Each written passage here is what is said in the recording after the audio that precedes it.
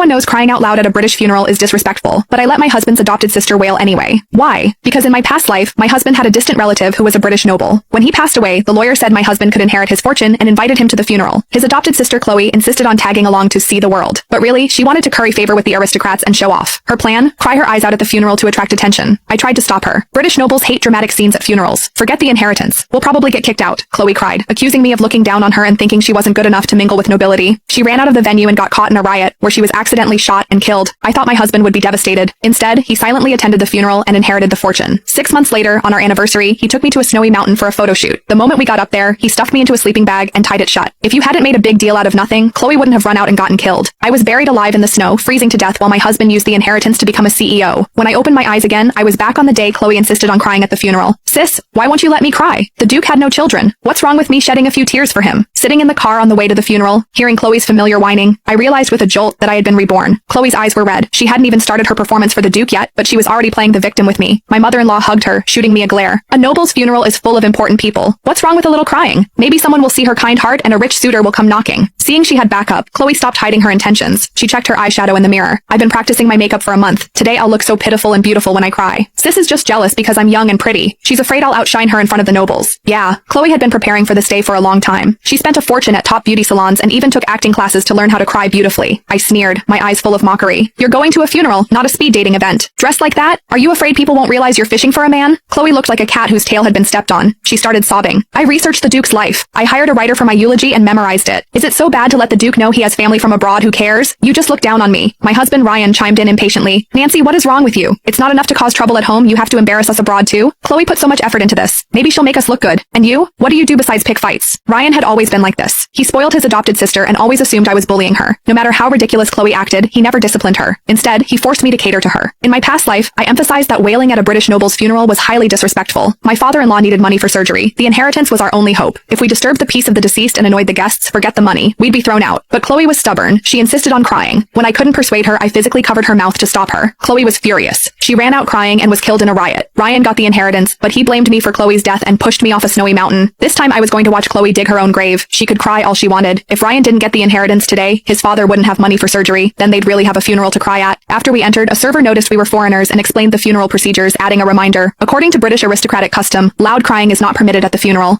As soon as the server left, Chloe raised an eyebrow.